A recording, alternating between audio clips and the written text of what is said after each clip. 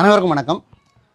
தமிழ்நாட்டில் கடந்த 60 ஆண்டு காலமாக நடந்த இந்த திராவிட முன்னேற்ற கழகம், அண்ணா திராவிட முன்னேற்ற கழகம் ஆட்சிக்கு மாற்றாக இன்றைக்கி புதுசாக வந்த தமிழக வெற்றி கழகத்தை தமிழக மக்கள் மாற்றுன்னு சொல்லி தேர்ந்தெடுத்திருக்காங்க. உண்மையிலேயே இந்த தமிழக வெற்றி கழகம் இந்த திராவிட கட்சிகளுக்கு மாற்றாக இந்த மண்ணில் செயல்படுதான்னு பார்த்தீங்கன்னா நிச்சயமாக இல்லை. ஏன்னா இந்த தமிழக வெற்றி கழகம், இந்த தேவக்கங்கக்கூடிய கட்சி, இந்த அதிமுக செஞ்ச மக்கள் விரோத செயல்களிலிருந்து 100 மடங்கு இன்றைக்கி மக்கள் விரோத செயல்களை இவங்க செஞ்சுட்டு தான் இருக்கிறாங்க.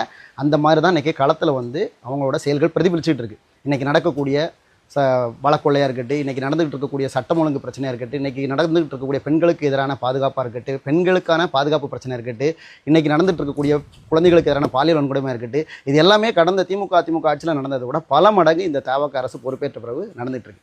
உண்மையிலேயே இந்த தவக அரசு மாற்றான்னு பார்த்தீங்கன்னா மிகப்பெரிய அளவில் மக்களை ஏமாற்றிட்டு இருக்கிறாங்க. ஏன்னா ஒரு நாட்டில் உண்மையிலேயே மக்களுக்கான பாதுகாப்பு எப்படி கிடைக்கும்னா, எந்த கட்சியோட ஆட்சியும் கிடையாது, அந்த கட்சியினால் இயற்றப்படக்கூடிய மக்களுக்கான சட்டங்கள் மூலமாக மட்டும்தான் அந்த மக்களுக்கு பாதுகாப்பு கிடைக்கும்.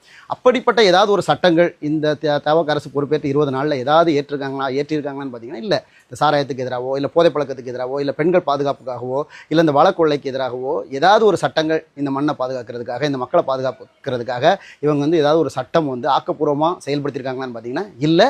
இவங்க எப்பா 20 நாள் தானே ஆகுது, அதுக்குள்ளே ஏன் இவ்வளோ பெரிய குற்றங்கள் வைக்கிறீங்க அப்படின்னு பார்த்தீங்கன்னா, இந்த 20 நாளோட ஆட்சியை வச்சே நம்மளால் இவங்களை சொல்ல முடியுது. அந்த அளவுக்கு மோசமான நிலைமையில தான் இந்த தவக அரசு செயல்பட்டு இருக்கு.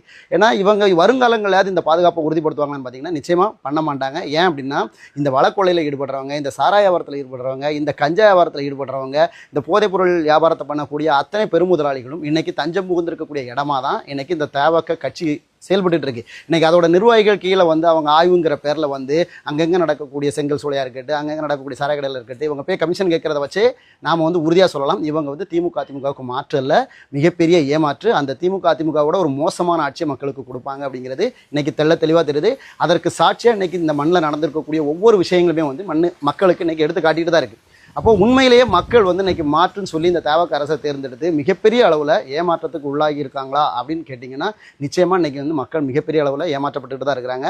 ஏற்கனவே நிறையா சொல்கிறாங்க, இவங்க வாக்கே மக்களை ஏமாற்றி திருடி தான் வாங்கியிருக்காங்கன்ட்டு. வாக்கையே உண்மையிலே அவங்க திருடி வாங்கியிருந்தாங்கன்னா அவங்க எப்படி மக்களுக்கான வாழ்க்கையை பற்றி அவங்க சிந்திப்பாங்க? மக்களின் வாக்குக்காக மட்டுமே சிந்திக்கக்கூடிய எந்த ஒரு தலைவனுமே பார்த்திங்கன்னா மக்களின் வாழ்க்கைக்காக கட்டாயமாக சிந்திக்க மாட்டான். இன்றைக்கி இவங்க ஆய்வுன்னு போகிற எல்லாமே பார்த்திங்கன்னா அந்த ஆய்வு பண்ணி அந்த குவாரியவோ இல்லை அந்த சாராய கடையோ ஆய்வு பண்ணி மக்களுக்காக அந்த குவாரியை அடைக்கிறதோ இல்லை இந்த சாராய கடையை நிறுத்துறதோ கிடையாது.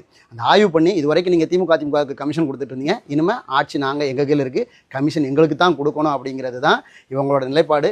அந்த மாதிரி கமிஷன் கரப்ஷன் திமுக என்ன செஞ்சதோ அதை விட 10 மடங்கு 100 மடங்கு மோசமான ஒரு ஆட்சியாக தான் இந்த தவகவோட ஆட்சி இந்த மண்ணில் நடக்கும். அதற்கு எடுத்துக்காட்டாக அவங்க இந்த 20 நாள் ஆட்சியிலேயே